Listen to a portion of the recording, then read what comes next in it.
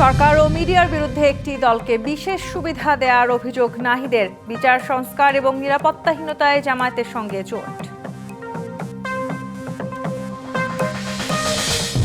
আপিলের প্রথম দিনে প্রার্থিতা ফিরে পেলেন আজাদ ও যারা সীমানা জটিলতায় পাবনা 1 ও 2 আসনে নির্বাচন স্থগিত করে প্রজ্ঞাপন।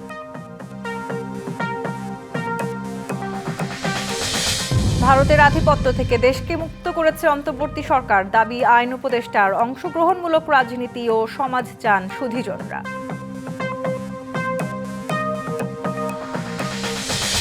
বাংলাদেশের ব্যাংক খাতে লুটপাটের সংস্কৃতি আর ফেরত আসতে দেয়া হবে না বললেন গভর্নর। চাইলেন সব পক্ষের সহযোগিতা।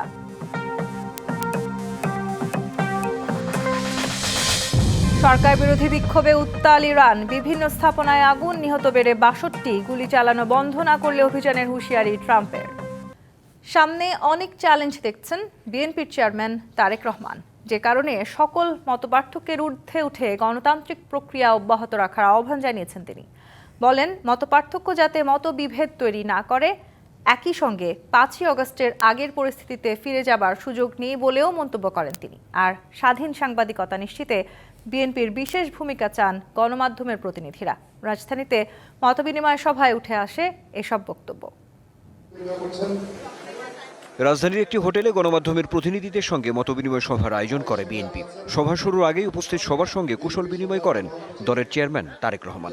আমরা আজকে স্মরণ করব আমাদের সেই সব বীর শহীদদের।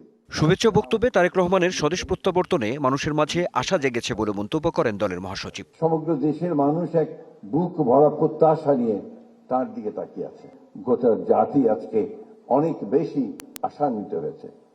আশান্বিত হয়েছে এই জন্যই যে এবার একটা সুযোগ সৃষ্টি হবে, সত্যিকার অর্থেই একটা উদারপন্থী গণতান্ত্রিক একটা ব্যবস্থা আমরা এখানে সৃষ্টি করতে পারবো। 5ই আগস্টের পরে সাংবাদিকতায় স্বাধীনতা আসলেও নিয়ন্ত্রণ থেকে মুক্ত হওয়া যায়নি বলে উদ্বেগ প্রকাশ করেন গণমাধ্যমের প্রতিনিধিরা। আমরা গণতন্ত্র চাই, স্বাধীন সাংবাদিকতা চাই এবং সুশাসন চাই। So we have to address ইট।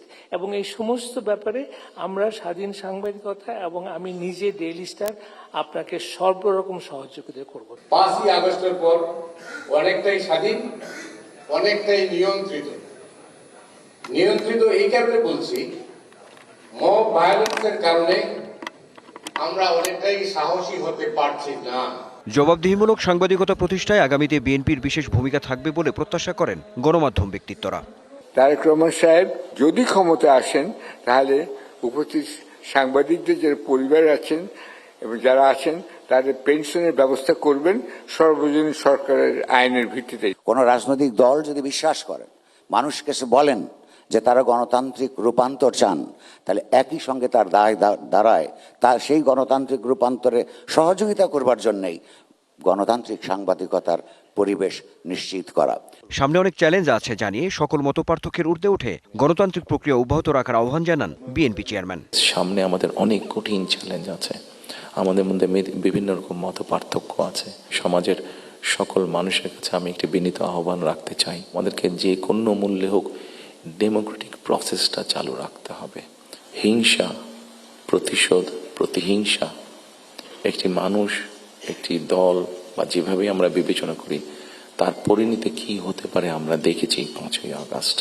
তরুণ প্রজন্ম অনেক প্রত্যাশা নিয়ে আছে বলেও মত দেন তিনি। সরকারে গেলে কিছু পরিকল্পনার কথাও তুলে ধরেন তারেক রহমান। তরুণ সমাজের সদস্যদেরকে, সেটি গ্রামে হোক সেটি শহরে হোক, বিভিন্ন জনের বিভিন্ন কোয়ালিফিকেশন বা শিক্ষা ব্যাকগ্রাউন্ড আছে, সেটার উপরে বেস করে আমরা ভোকেশনাল টেকনোলজিক্যাল ইনস্টিটিউশনকে আমরা মডার্নাইজ করতে চাই। বাংলাদেশের যে হাফ পপুলেশন নারী তাদেরকে ঘিরে, এবং সেটি হচ্ছে ফ্যামিলি কার্ডের মাধ্যমে। ইটস নট যে একটা ফ্যামিলি কার্ড যে নারী পাবে যেটা টাকার হিসাবে হতে পারে অথবা এসেনশিয়াল ফুড আইটেমের হিসাবে হতে পারে। সাংবাদিকদের বিভিন্ন মতামতের উত্তরও দেন বিএনপি চেয়ারম্যান। গণমাধ্যমের কাছে পরামর্শের পাশাপাশি গঠনমূলক সমালোচনাও আশা করেন তিনি। আপনাদের কাছ থেকে এমন সমালোচনা আমরা পাই যাতে আমরা দেশের মানুষের যে সমস্যাগুলো আছে সেই সমস্যাগুলো যাতে আমরা সমাধান করতে সক্ষম হই। Anwar Hossain, DBC news, Dhaka. একটি দলকে বিশেষ সুবিধা দিচ্ছে সরকার ও মিডিয়া, যা নির্বাচনের লেভেল প্লেইং ফিল্ডকে নষ্ট করছে, এমন মন্তব্য করেছেন এনসিপির আহ্বায়ক নাহিদ ইসলাম। নির্বাচন পর্যবেক্ষণ প্রতিনিধি দলের সাথে বৈঠক শেষে সাংবাদিকদের তিনি জামায়াতের সঙ্গে জোট করার কারণও ব্যাখ্যা করেন। জানান, বিচার সংস্কার এবং নিরাপত্তাহীনতার জন্য জামায়াতের সাথে কৌশলগত জোট করেছে এনসিপি। রাজধানীর ইন্টারকন্টিনেন্টাল হোটেলে শনিবার ইউরোপিয়ান ইউনিয়নের চিফ ইলেকশন অবজারভার আইভার্স ইজাবস এর নেতৃত্বাধীন নির্বাচন পর্যবেক্ষণ প্রতিনিধি দলের সাথে গুরুত্বপূর্ণ আলোচনায় অংশ নেন এনসিপির প্রতিনিধিরা। পরে ব্রিফিংয়ে এসব কথা বলে নির্বাচনে অংশ নেওয়া ঋণ খেলাপিদের বিষয়ে কঠোর অবস্থান নিতে নির্বাচন কমিশনকে আহ্বান জানান তিনি। আসন সমঝোতা জিনিসটা কিন্তু আলোচনা চলমান, বাইরে হয়তো ঘোষণার আশাটা বাকি, কিন্তু আমরা কিন্তু আমাদের অভ্যন্তরীণ যে কাজ সেটা আমরা করতেছি। নির্বাচনের জন্য সব ধরনের প্রস্তুতি আমরা রাখতেছি। ত্রয়োদশ জাতীয় সংসদ নির্বাচনে প্রার্থিতা ফিরে পেতে শুরু হয়েছে আপিল শুনানি। রাজধানীর নির্বাচন ভবনে সিইসির নেতৃত্বে পূর্ণাঙ্গ কমিশনে চলে শুনানি। এই শুনানির প্রথম দিনে প্রার্থিতা ফিরে পেয়েছেন কক্সবাজার 2 আসনে জামায়াতের প্রার্থী হামিদুর রহমান আজাদ ও ঢাকা 9 আসনে স্বতন্ত্র প্রার্থী ডাক্তার তাসনিম জারা। 2026 সালে জাতীয় সংসদ নির্বাচনে প্রার্থিতা ফিরে পেতে আপিল শুনানি শুরু হয়েছে। সকালে নির্বাচন ভবন অডিটোরিয়ামে প্রধান নির্বাচন কমিশনারের সভাপতিত্বে 5 সদস্যের পূর্ণাঙ্গ কমিশনে এই শুনানি শুরু হয়। মনোনয়ন ফিরে পেতে আবেদন জমা পড়েছে 645টি। শনিবার 70টির মতো আপিল নিষ্পত্তির জন্য রাখা হয়েছে। শুনানিতে প্রার্থীরা নিজে কেউ কেউ আইনজীবীকে সাথে নিয়ে আসেন। মব সন্ত্রাস বন্ধ করতে না পারলে নির্বাচন সুষ্ঠু হবে না, এমন আশঙ্কার কথা জানান অনেকেই। জানতে পেরেছি যে অসংখ্য জায়গায় রিটার্নিং কর্মকর্তারা কারেক্টেবল মিস্টেককে ওনারা কারেক্ট করার ট্রাই করতেন, কিন্তু মবের কারণে করতে পারেননি। যদি মব না থাকতো অসংখ্য জায়গায় রিটার্নিং কর্মকর্তাই এগুলো কারেক্ট করতে পারতেন। আজকে প্রার্থীদেরকে কষ্ট করে আমাদের এই আপিল করতে হতো না। এটা অত্যন্ত কষ্টসাধ্য ব্যাপার প্রার্থীর জন্য। আমরা এখন স্বতন্ত্র প্রার্থী হিসেবে নির্বাচনে যে মার্কা সেটার জন্য আবেদন করতে পারবো। আমরা সেই প্রক্রিয়ায় আমাদের পছন্দ ফুটবল মার্কা, আমরা সেটা নিয়ে আবেদন করব, তারপর নির্বাচন কমিশনের সিদ্ধান্ত থাকবে। We are very careful. আমরা সবই সত্য তথ্য দিয়েছিলাম, কিন্তু নির্বাচন কমিশন নির্বাচন যা তথ্য করেছে তাদের অনীহার কারণে আমাদের আপিল করতে হয়। পূর্ণাঙ্গ হলফনামা দেখানোর জন্য তখন রিটার্নিং কর্মকর্তারা আমাদের পক্ষে রায় দিয়েছে। আপিল নিষ্পত্তির জন্য শুনানি চলবে 18 জানুয়ারি পর্যন্ত। নির্বাচনী ট্রাইব্যুনালের নিষ্পত্তি না হলে সংক্ষুব্ধরা উচ্চ আদালতে যেতে পারবেন। প্রার্থিতা প্রত্যাহারের শেষ তারিখ 20 জানুয়ারি। চূড়ান্ত প্রার্থী তালিকা প্রকাশ করে প্রতীক বরাদ্দ 21 জানুয়ারি এবং নির্বাচনী প্রচারণা শুরু হবে 22 জানুয়ারি থেকে। Bijon Kumar Das, DBC news, Dhaka. Supreme কোর্টের আপিল বিভাগের আদেশে সীমানা জটিলতার কারণে পাবনা 1 ও 2 আসনে নির্বাচন স্থগিত করেছে নির্বাচন কমিশন। শনিবার এই বিষয়ে প্রজ্ঞাপন জারি করা হয়। এর আগে হাইকোর্টের রায়ের পর পাবনা 1 ও পাবনা 2 আসনে আগের সীমানা পুনর্বহাল করে নির্বাচন কমিশন গত 24 ডিসেম্বর যেই সংশোধিত বিজ্ঞপ্তি দিয়েছিল, গত 5 জানুয়ারি আপিল বিভাগ সেই অংশটুকু স্থগিত করে দেয়। এক প্রার্থীর করা আবেদনের শুনানি করে আপিল বিভাগের আদেশে বলা হয়, বাদী লিভ টু আপিল করা পর্যন্ত এই স্থগিতাদেশ বহাল থাকবে। ভারতের আধিপত্যবাদ থেকে দেশকে মুক্ত করেছে অন্তর্বর্তী সরকার, এমন দাবি আইন উপদেষ্টার। জানান, জনভোগান্তি কমাতে সরকার এ পর্যন্ত 20,000 হয়রানিমূলক মামলা নিষ্পত্তি করেছে। রাজধানীর সিডা মিলনায়তনে এক নীতি সংলাপে এসব কথা বলেন তিনি। এ সময় মব সংস্কৃতি থেকে বেরিয়ে অংশগ্রহণমূলক রাজনৈতিক ও সামাজিক পরিবেশের দাবি করেন সুধীজনরা। তারা একটা ঐক্যবদ্ধ বাংলাদেশ চান। জাতীয় সংসদ নির্বাচনের আগে নিরাপত্তা, নাগরিক প্রত্যাশা ও আকাঙ্ক্ষা বাস্তবায়ন নিয়ে দেশজুড়ে যখন তীব্র আলোচনা, সেই সময় রাজনৈতিক দল, মানবাধিকার এবং মত প্রকাশের স্বাধীনতা শীর্ষক নীতি সংলাপের আয়োজন করে সেন্টার ফর গভর্নেন্স ইন্ডাস্ট্রি। সংলাপে অংশ নেয় রাজনীতিবিদ, গণমাধ্যম কর্মী, আইনজীবী, মানবাধিকার কর্মীরা। আলোচনায় উঠে আসে নির্বাচন ঘিরে জননিরাপত্তা, আইন শৃঙ্খলা পরিস্থিতির চ্যালেঞ্জ, উদ্বেগ এবং প্রস্তুতির বিভিন্ন দিক। ইফেক্টিভলি তফসিল ঘোষণার পরে নির্বাচন কমিশন কিন্তু সরকারের ভূমিকায় থাকে আইন শৃঙ্খলা পরিস্থিতি নিয়ন্ত্রণ করা তার একটা কাজের মধ্যে পড়ে, কিন্তু আমরা আইন শৃঙ্খলা পরিস্থিতিও কোনো উন্নয়ন দেখছি না।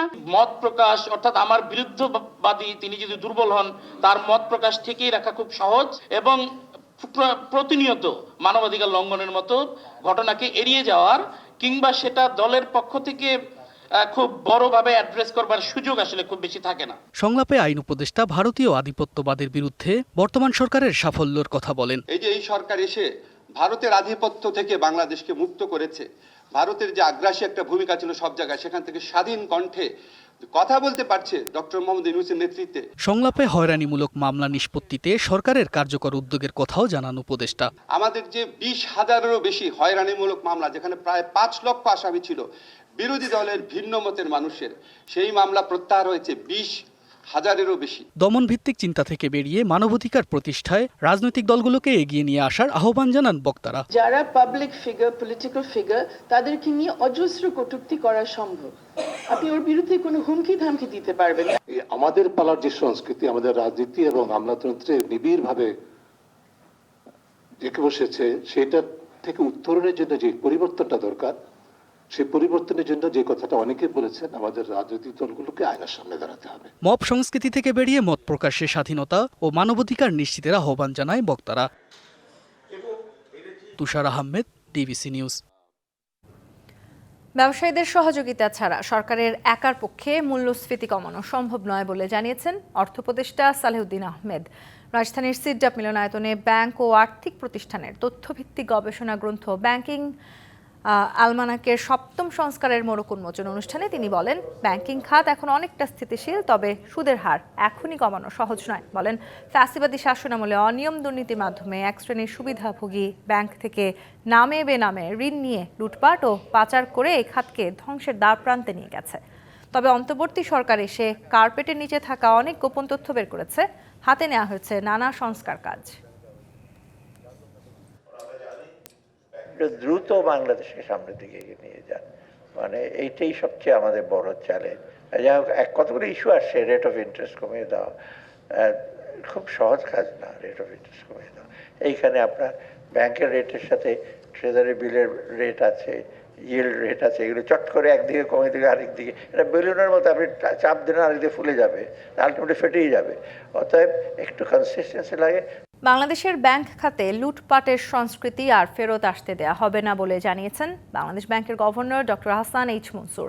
এজন্য সংশ্লিষ্ট সবার সহযোগিতা চান তিনি। রাজধানীতে আয়োজিত এক সম্মেলনে প্রধান অতিথির বক্তব্যে তিনি আরও বলেন, ইসলামী ব্যাংক ভালো মুনাফা দিলেও সুশাসন নিশ্চিত করতে ব্যর্থ হয়েছে, যার সুযোগ নিয়ে কিছু ব্যক্তি লুটপাট করেছে।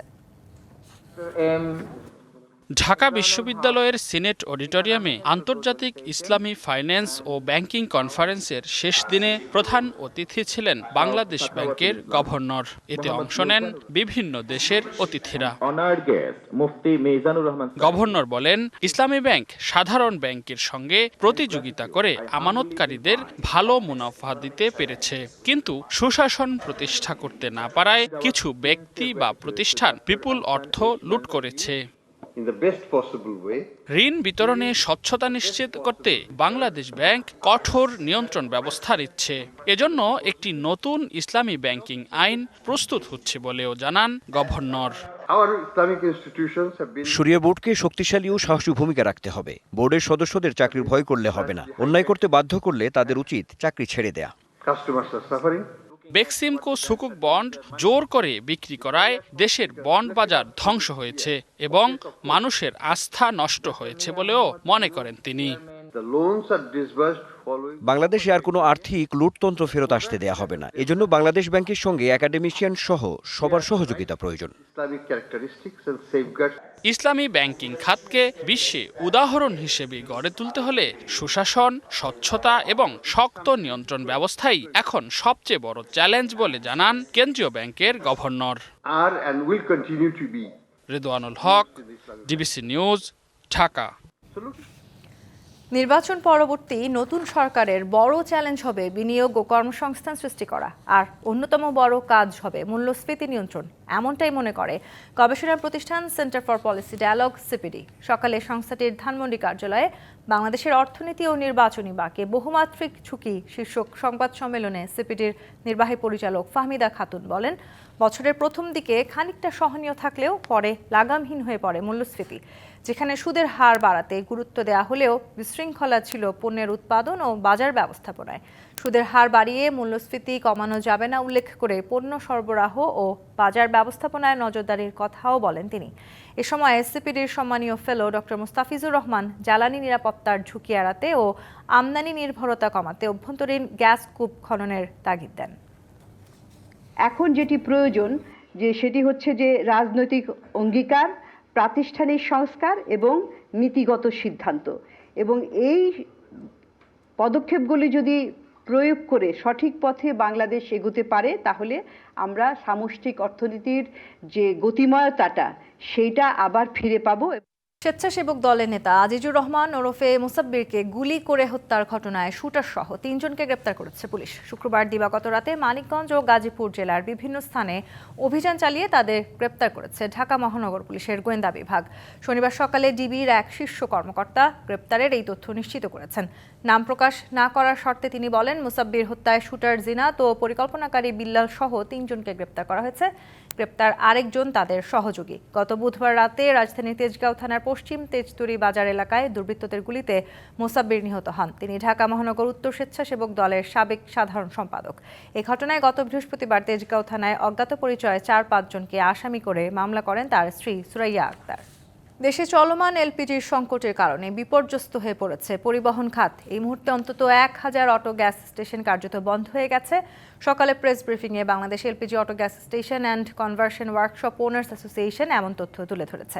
ঢাকা রিপোর্টার্স ইউনিটিতে সংগঠনটির সভাপতি ইঞ্জিনিয়ার সিরাজুল মাওলা এইসব সংকটের চিত্র তুলে ধরার পাশাপাশি সংকট নিরসনে 3 দফা দাবিও জানান। সংগঠনটি বলছে, এলপিজি সংকটের কারণে স্টেশন মালিক সহ প্রায় 1.5 লাখ এলপিজি চালিত যানবাহনের মালিক ও চালকরা চরম ভোগান্তিতে পড়েছে। ঘন্টার পর ঘন্টা স্টেশনে ঘুরেও গ্যাস না পাওয়ায় যানবাহন চলাচল ব্যাহত হচ্ছে এবং যাত্রী সেবা বিঘ্নিত হচ্ছে। আজকে এলপিজি সরবরাহের সংকটের কারণে এই যে এলপিজি পরিচালিত গাড়িগুলা ফিলিং স্টেশনে এসে এলপিজি স্টেশনে এসে গ্যাস না পাওয়ার কারণে তারা কার্যত অচল হয়ে পড়েছে, এবং এই যে কোটি কোটি যাত্রী যারা পরিবহন করত, এই পরিবহন সেবায় মারাত্মক একটা বিঘ্ন ঘটেছে এবং সাধারণ একটা কঠিন সমস্যার সম্মুখীন হয়েছে। ত্রয়োদশ জাতীয় সংসদ নির্বাচনে ভোটের দিন ঠিক হয়েছে 12ই ফেব্রুয়ারি। সারা দেশে বইছে সেই ভোটের হাওয়া। এ নিয়ে কি ভাবছেন সাধারণ মানুষ থেকে শুরু করে আগামীর জনপ্রতিনিধিরা, সে কথা জানাতে ডিবিসি নিউজের ইলেকশন এক্সপ্রেস ছুটে যাচ্ছে সব সংসদীয় আসনে। এখন আছে সংসদীয় আসন 230, সিলেট 2-এ।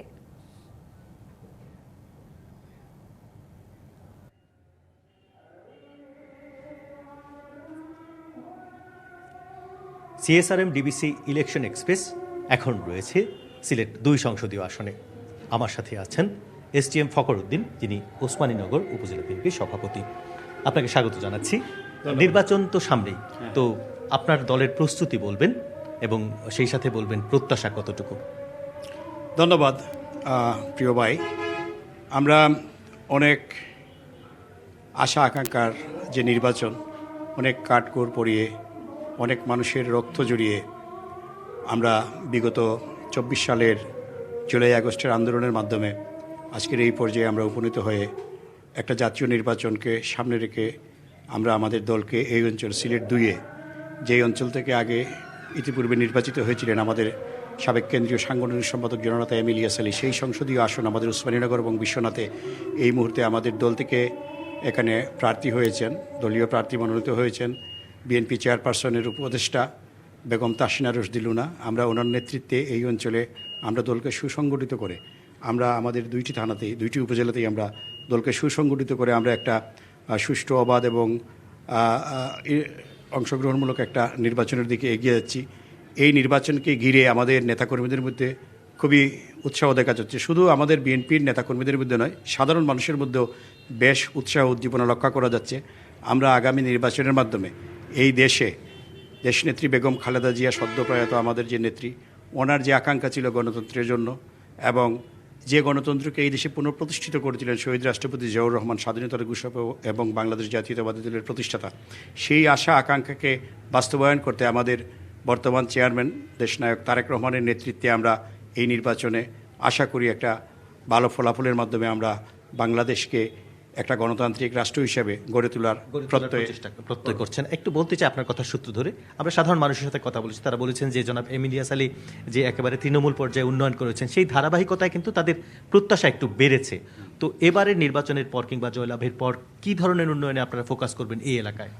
আচ্ছা, আমরা তো জাতীয়ভাবে আমাদের 31 দফার একটা কর্মসূচি আসে, আপনারা সকলেই জানেন। বিশেষ করে সেখানে যে কিছু বিষয়ে আমাদের দল বেশি উপস্থাপন করেছে, বিশেষ করে ফ্যামিলি কার্ড সহ নারীদের কাজের জন্য এবং কৃষির জন্য। আমরা স্থানীয়ভাবে এখানে আপনারা জানেন 2001 সালে আমাদের নেতা জননেতা এম ইলিয়াস আলী নির্বাচিত হওয়ার পর একটা বিশাল উন্নয়ন কর্মযজ্ঞ শুরু করেছিলেন, যেটা এখানে যুগান্তকারী হিসেবে আমরা অভিহিত করে থাকি। ইতিপূর্বে যেটা দেখা যায় না, এবং ইলিয়াস আলী সাহেবের পরেও এখানে আর কেউ সেই ধরনের উল্লেখযোগ্য কিছু করতে পারে না। তো আমাদের এখন এই 2 নম্বর সিলেট 2 আসনকে কেন্দ্র করে আমাদের নেত্রী তাসনিয়া নজরুল ইনার নেতৃত্বে আমরা এখানে বিভিন্ন ধরনের জরিপ কাজ চালিয়েছি। আমরা উন্নয়নের জন্য আমরা আমাদের যে অগ্রাধিকার ভিত্তিতে যে কিছু কাজ করতে হবে, বিশেষ করে অবকাঠামোগত উন্নয়নে আমরা অত্যন্ত বেশি পিছিয়ে এই অঞ্চল।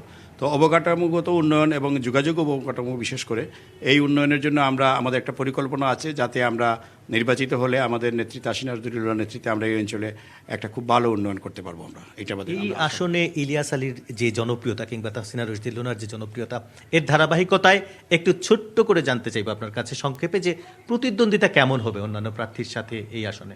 না, রাজনীতিতে তো আপনি গণতান্ত্রিক নির্বাচনে প্রতিদ্বন্দ্বীকে খাটো করে দেখার উপায় নেই। তারপরেও আমরা বলছি এই অঞ্চলে আমাদের নেতার বা আমাদের নেত্রী তাসনিয়া নজরুলের জনপ্রিয়তা, বিশেষ করে দেশনেত্রী বেগম খালেদা জিয়া এবং বিএনপিরও যে জনপ্রিয়তা আছে, সেইগুলা সব কিছু এখানে যোগ করেই আমরা বলতে পারি আমরা এই অঞ্চলে খুব একটা বৃহৎ ব্যবধানের একটা বিজয়ে আমরা আশা করতেছি আর কি। খুব বড় একটা ব্যবধানে আমরা জয়ী হব ইনশাল্লাহ, অনেক যদি ধন্যবাদ। সবকিছু ঠিক থাকে আর কি। অনেক ধন্যবাদ আমাদের সাথে যুক্ত হওয়ার জন্য। দর্শক, CSRM DBC ইলেকশন এক্সপ্রেস রয়েছে সিলেট 2 সংসদীয় আসনে।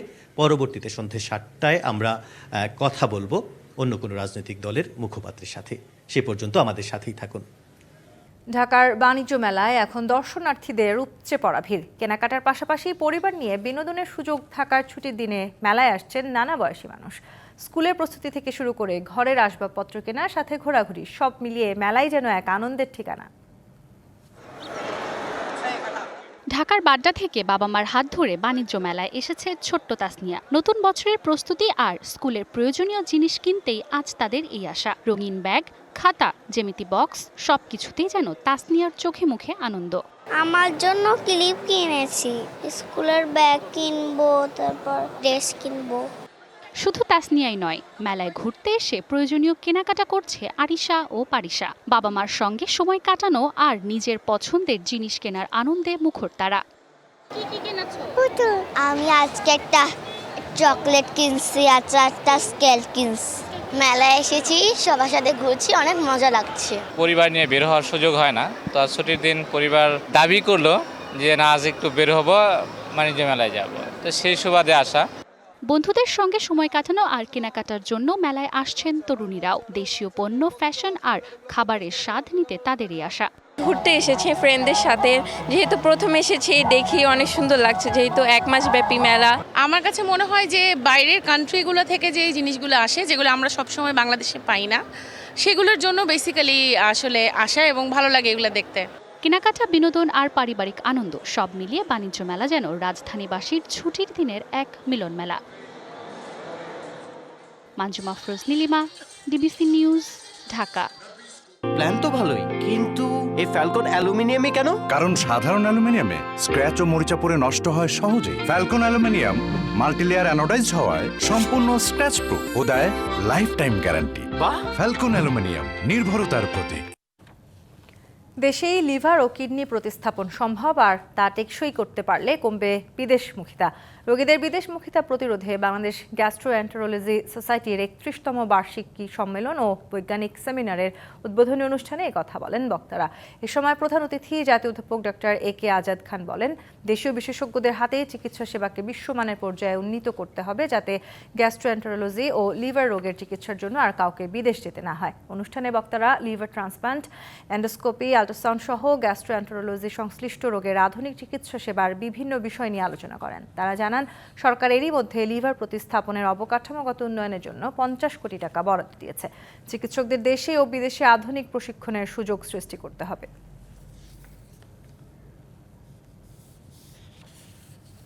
ধানমন্ডির রবীন্দ্র সরোবরে হয়ে গেল দুদিনব্যাপী Bakeman biscuit festival. Akij bakers লিমিটেডের প্রিমিয়াম বিস্কিট অ্যান্ড বেকম্যানস এই ফেস্টিভ্যালের আয়োজন করে।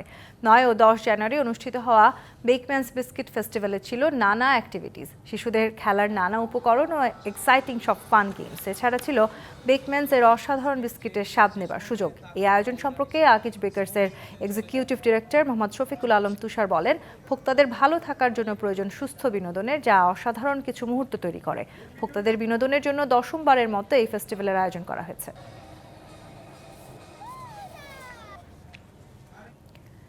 নারায়ণগঞ্জের মদনপুরে ইডেন ইউনিভার্সিটিতে প্রিন্সিপাল গ্রুপের গ্রাহক সমাবেশ অনুষ্ঠিত হয়েছে। এতে প্রধান অতিথি ছিলেন ফায়ার সার্ভিস সিভিল ডিফেন্সের সাবেক DG brigadier general engineer Ali Ahmed খান।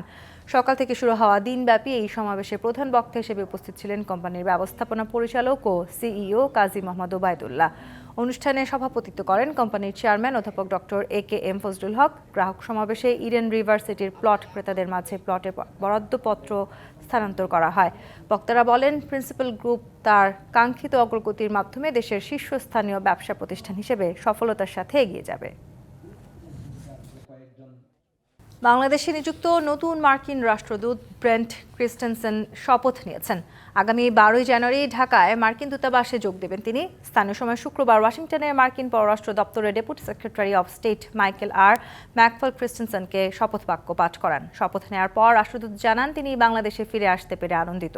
বাংলাদেশ সম্পর্কে তিনি বেশ ভালো জানেন। তিনি ঢাকার দূতাবাসের এক শক্তিশালী দলকে নেতৃত্ব দিতে প্রস্তুত। যুক্তরাষ্ট্র বাংলাদেশ সম্পর্কে আরও শক্তিশালী করা প্রেসিডেন্ট ট্রাম্পের এজেন্ডা এগিয়ে নেওয়া এবং প্রতিদিন নিরলস পরিশ্রম করে আমেরিকাকে আরও নিরাপদ, শক্তিশালী ও সমৃদ্ধশালী করাই তার লক্ষ্য বলেও মন্তব্য করেন তিনি।